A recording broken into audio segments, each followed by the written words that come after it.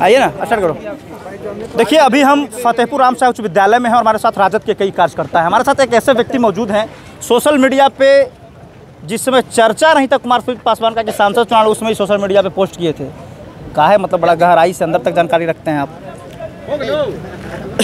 मेरा नाम अनिल कुमार हुआ, मैं राष्ट्रीय जनता दल का छोटा कार्यकर्ता हूँ।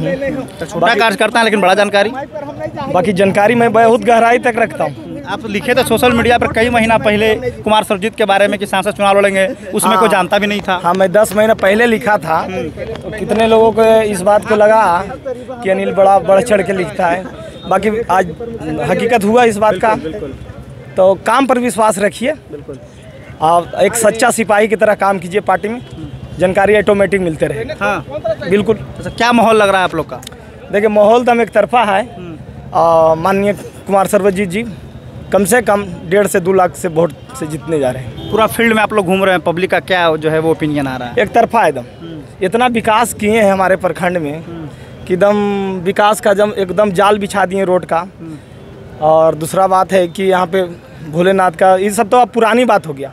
बाकी इनका जो व्यवहार है ना लोगों से मिलने का, एकदम आकर्षित कर देते हैं। एक बार जो कुमार सर्वजीत जी से मिल लेते हैं, उनको फिर दूसरे जगह जाने का दिल ही नहीं करता। कभी कभी आप ही लोग के पटिया में फूट हो जाता है जी, कोई अलगे यादव सम्मेलन करे लगता है, तो क्या कारण है इसका? कौन है इसका जड़ जो ही यादव सम्मेलन जो हुआ वो जदयू में ऑलरेडी पहले से कुछ लोग हैं, तो हर जाति के हर जाति में है, उसमें कुछ ज़्यादा टिक्का टिप्पणी करना ठीक नहीं है।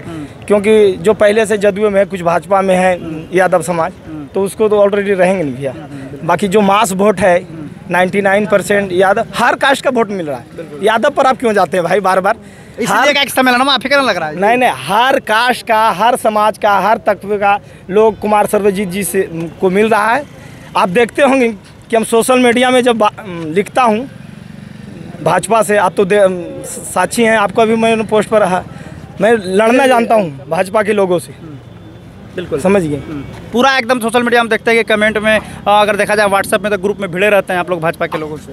एकदम भिड़ते हैं।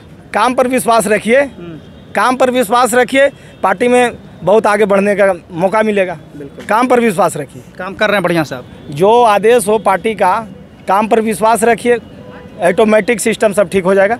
चलिए, हमारे साथ पंचायत समिति सदस्य राजेश जी मौजूद हैं, लेकिन पंचायत समिति तो आप हैं, लेकिन आपका बड़का कुर्सिया पर जो बैठे हुए हैं वो दूसरे तरफ भागे हुए हैं। ऐसा कोई बात नहीं है, ये महासमर है। पंचायत लोकसभा चुनाव का महाबिगुल बज गया है।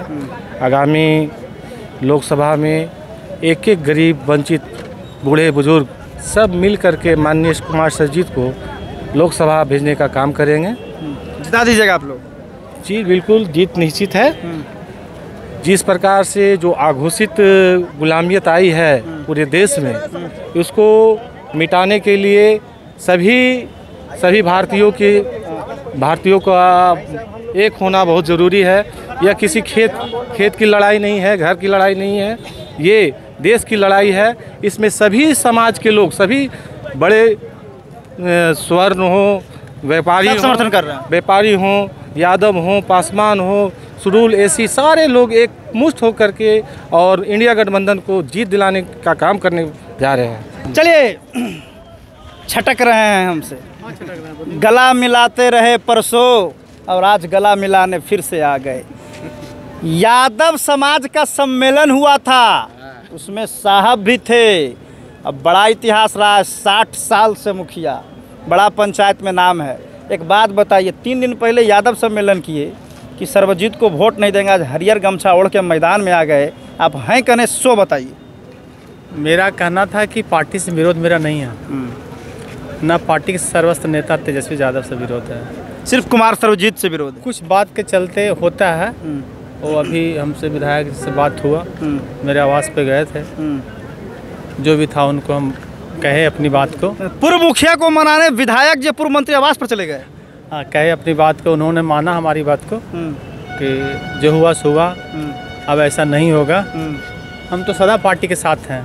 ये फतेहपुर देख रहे हैं ना, पूरा फतेहपुर और राष्ट्रीय जनता दल परिवार हमारे स्वर्गीय पिता श्री विशंबर यादव की बगीचा सजाया हुआ है। इस बगीचा से हम कहीं जाने वाले हैं ना, कभी नहीं। तो काहेला परसों भिड़वा लगाए थे झूठो, भीड़ लगा रहे थे कि हमारा जो विधायक जी थे हमारे घरे आ जाए। नहीं वो आना तो जाना रगल रहता है, कोई ऐसा महीना नहीं है कि आना जाना नहीं रहता। वैसा बात नहीं, कुछ बात के चलते हमको था तकलीफ। ऐसा कुछ बतवा ले तकलीफ तो बता दी ना, पब्लिक सुनना चाहता है। कुछ नहीं, वो हम आपसे बात कर लेंगे, है ना। पब्लिक जाना चाहते हैं आपसे, हम बात कर लेंगे सर, समझे पत्रकार महोदय, है ना। हम बतिया लेंगे आपस में, आपसे बतिया लेंगे, शेयर कर लेंगे आपसे। अच्छा एक बात और बताइए, उप प्रमुख साहब भी रूसल हैं, तोहरे गोतिया लगा थी, उनका कब मने भोतू?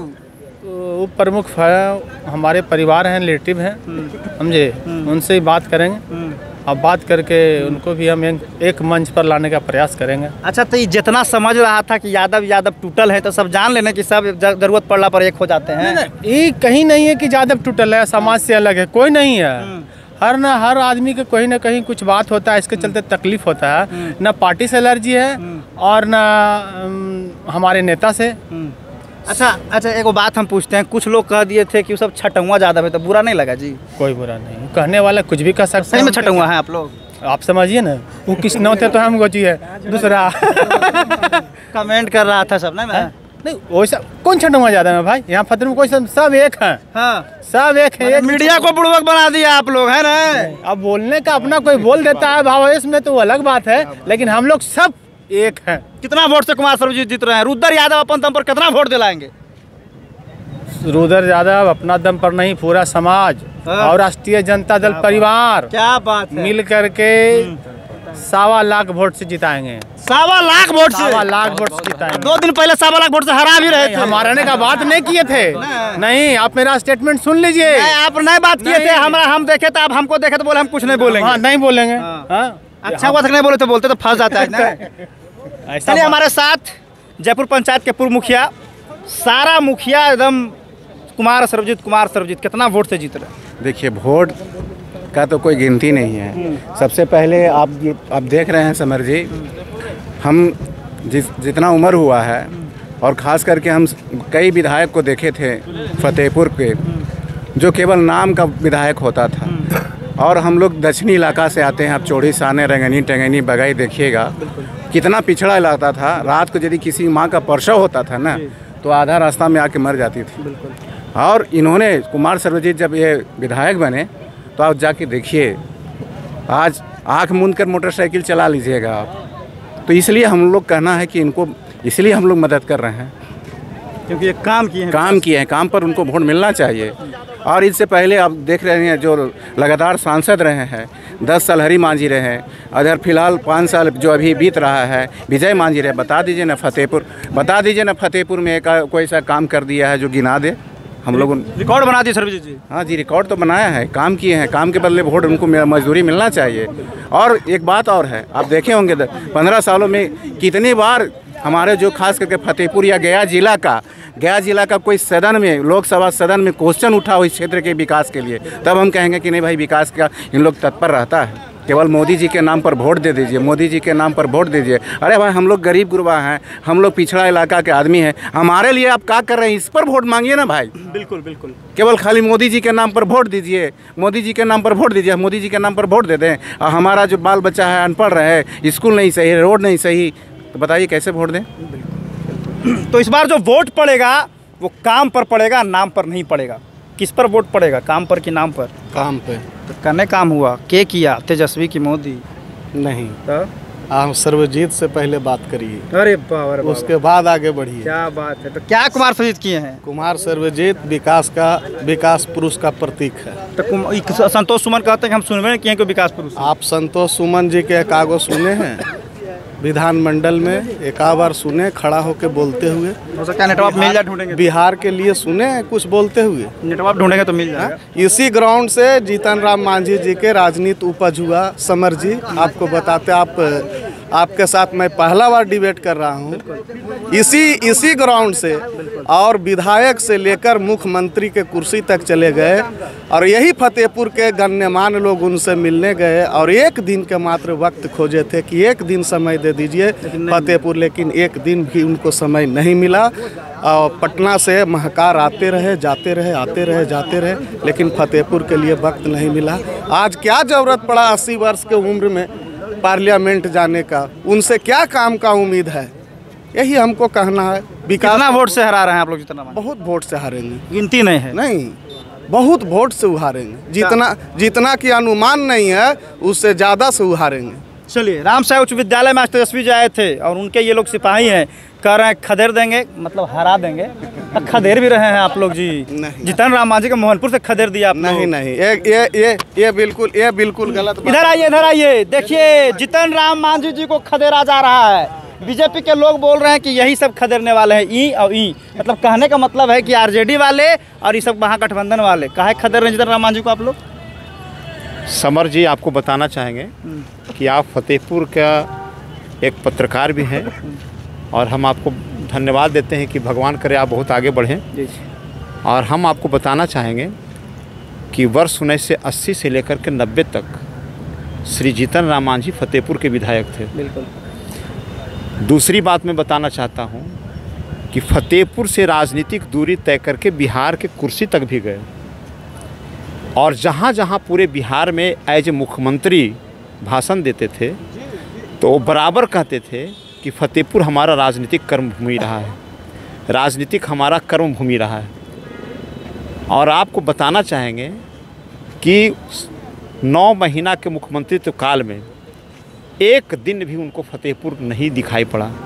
फतेहपुर के लोगों से इतना नफरत था, फतेहपुर के लोगों से इतना गुस्सा था कि मुख्यमंत्री रहते एक दिन भी नहीं आए। फतेहपुर के लोगों को छोड़ दीजिए, जहाँ से वो यात्रा प्रारंभ राजनीतिक करते थे, बाबा संडेश्वर नाथ का आशीर्वाद लेकर के, आशीर्वाद लेने के लिए भी फतेहपुर मुख्यमंत्री होने के नाते नहीं आए।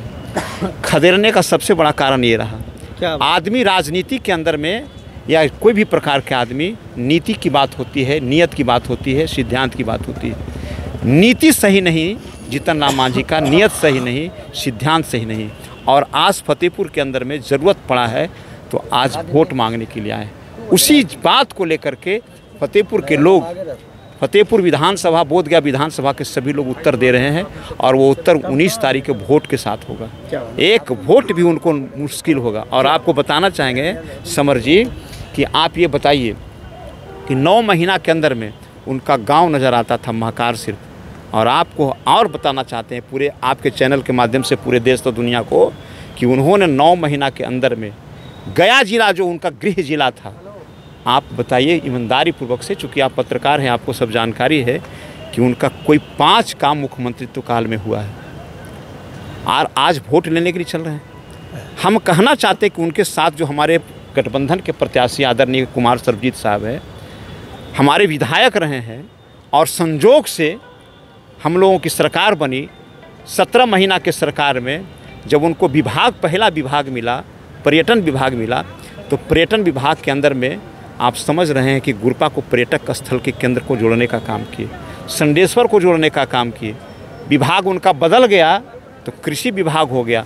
और आपको पढ़े लिखे हैं आप पत्रकार, आपको मैं कहना चाहता हूं कि कोई बिहार स्तर पर नहीं, देश स्तर पर जो सेंटर ऑफ एक्सीलेंस इन्होंने वहां पर बनवाने का काम कर रहे हैं। 350 करोड़ रुपये का लागत से 54 एकड़ ज़मीन में हो रहा है। नयका सरकार घींच तो नहीं लेगा जी? नहीं, वो काम लगा हुआ है सर, काम रुक जाता है सर, ऐसे से बहुत काम रुका। और आपको एक बात बता देना चाहते हैं, आपको बताना चाहते हैं कि ठीक उसी प्रकार से छोटा सेंटर ऑफ एक्सीलेंस जो है, उसका एक रूप जो है से आपका 12 चट्टी में 25 एकड़ में हो रहा है।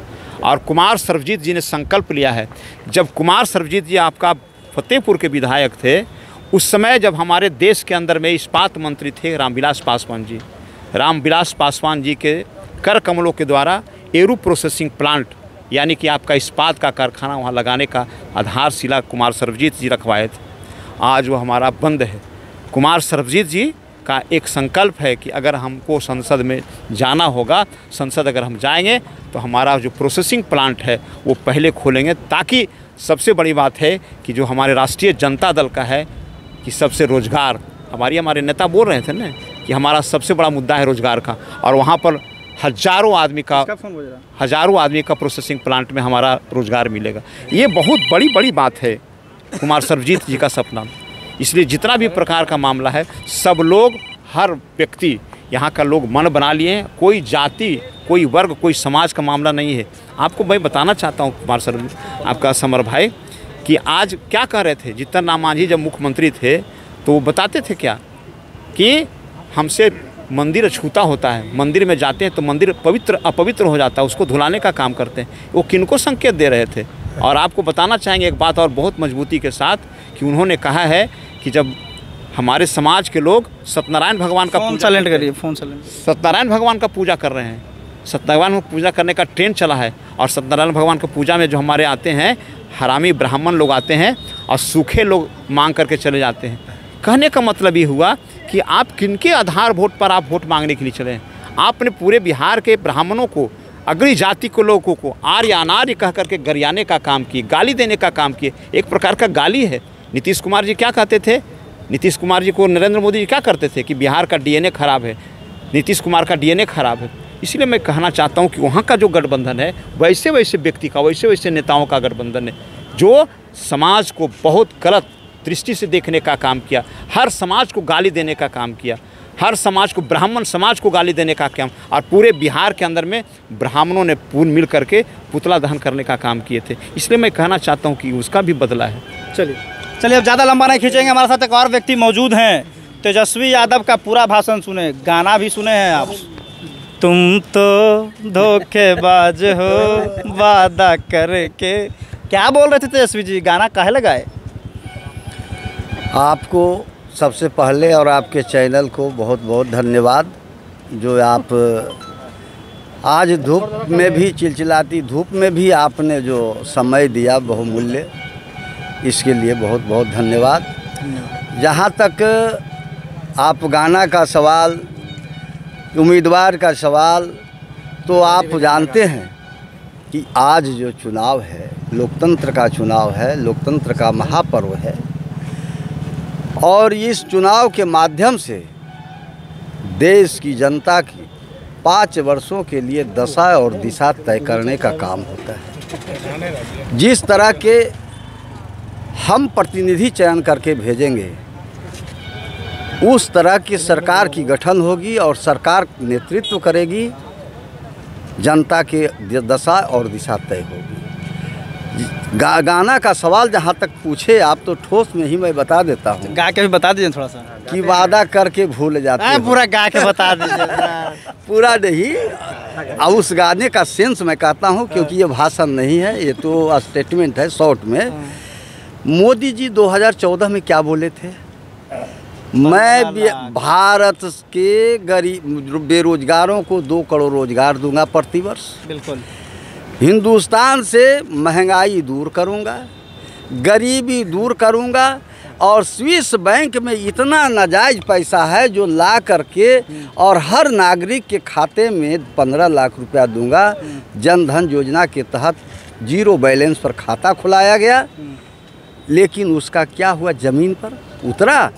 नोटबंदी, नगदे 15 लाख खोजते थे आप। अरे भैया, तो नगदे नहीं आप बोले थे, हम कहाँ कर रहे हैं, हमको दीजिए। आपने जो वादा किया उसको क्यों भूल गया? वादा किया वो निभाना पड़ेगा। तो भाई इसको मान कार्ड भूल गए। 25-25 लाख सबके गया जी।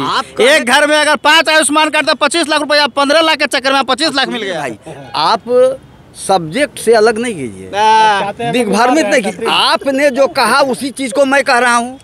मैंने तो आपसे कहा था नहीं कि मोदी जी आप आ रहे हैं तो हमको 15 लाख रुपया दीजिएगा या 15,000। आपने कहा, अब 10 साल हो गया, ठीक है 5 साल तक नहीं दिया, 10 साल हो गया, अब तो देना चाहिए। कितने करोड़ उन्होंने रोजगार दिया, यहाँ तक कि उसके सरकार के मंत्री ने कह दिया कि पढ़ लिख गया तो पकौड़ा बेचो, यह भी रोजगार है।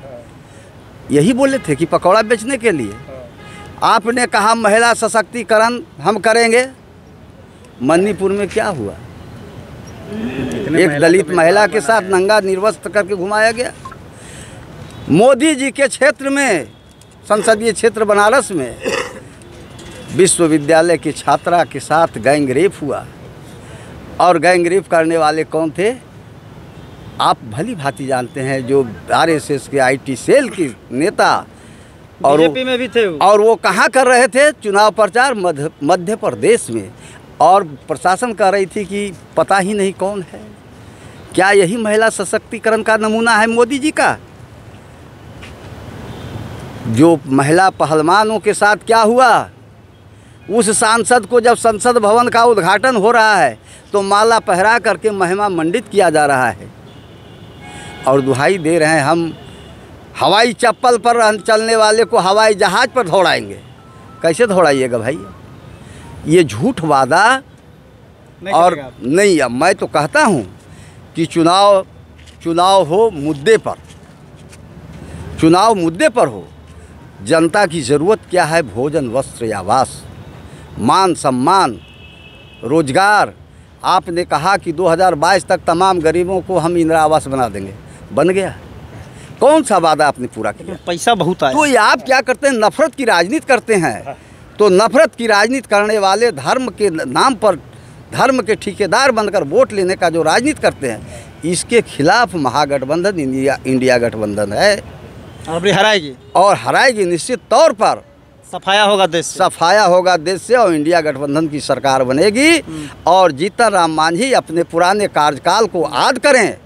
अच्छा, ये 9 महीना सुनिए, एक बात में सुनिए, ये अपने को क्या कहते हैं क्षेत्र में जाके, मैं दलित का बेटा हूँ, मांझी का बेटा हूँ, 9 महीना मुख्यमंत्री रहे, महादलितों के लिए क्या किया? अगर ये कानून बना देते कि 5 डिसमिल जमीन आवास के लिए सब महादलित को मिलना चाहिए, हो जाता कि नहीं? 9 महीना बहुत बड़ा समय है। एक दिन का बादशाह बना था, क्या किया? चमड़े का सिक्का चला दिया, जो गोदाम में चमड़ा था सब सिक्का में बिक गया। तो एक 9 महीना रहे तो ये चाहते तो गरीबों को कम से कम, भूमिहीनों को 5 डिसमिल ज़मीन तो मुहैया हो जाता। आज ये जब मांझी कहते हैं अपने को कि मांझी के हैं, मांझी तुम हो, दो हमको वोट जाते हैं, ये अपने विधायक बेटा एमएलसी समधीन विधायका, क्या कोई मांझी को नहीं दे सकते थे टिकट? सांसद भेजते। इसको क्या कहते हैं? परिवारवाद का परिभाषा ये नए ढंग से गढ़ते हैं कि जो आंदोलन करके और ज़मीन पर आता है उसको परिवारवाद नहीं कहते। तो इनका बेटा कितना आंदोलन किया था, बता सकते हैं? एक आगो एग्जाम्पल। चलिए हम एक और सवाल आपसे करेंगे। बोलिए। दिल पर हाथ रखिए, एकदम रखने हैं, और सही सही कैमरा पर कहिए, बोलिए ना, साफ साफ बताइए। हाँ। बिहार में कई सीट ला रहे हैं हम? हाँ। ऐसे तो देखिए, दिल पर हाथ रखिए और साफ साफ कहिए, और कैमरे पर कहिए। और अगर गलत साबित हुआ आपका प्रेडिक्शन नेताजी, हाँ। तो जनता पूछेगी कि कौची के नेता जब बढ़िया से नहीं देता। अरे भैया कह तो दिया है, अभी नेता भी महागठबंधन के कहे ना कि वादा करके भूल जाते हो, तो हम लोग वादा करके भूलने वाले नहीं हैं। तो साफ साफ वादा किया वो निभाना पड़ेगा। कितना सीट? 40 सीट। 40 सीट। गमछा खुल जाएगा, 40 सीट नहीं आएगा। 40 के 40 सीट। आपका चश्मा खुलेगा, कई सीट? 40 सीट तो नहीं, हम मोदी नहीं है कि 400 पार कर सकते हैं।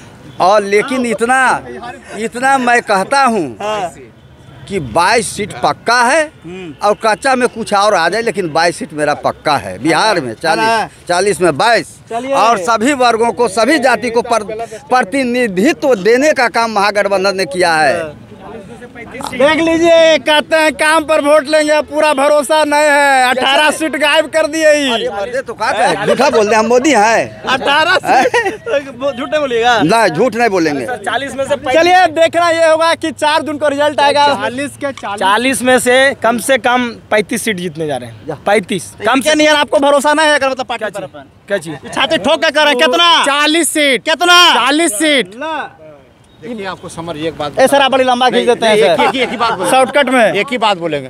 देखिए आपको बताते हैं कि देश के जो हमारे प्रधानमंत्री हैं श्री नरेंद्र मोदी जी, आप समझ सकते हैं कि उनका जो कार्यक्रम रहा, पूरे देश में आम चुनाव हो रहा है, और देश में आम चुनाव सबसे बड़ा उनको संदेह बिहार से है।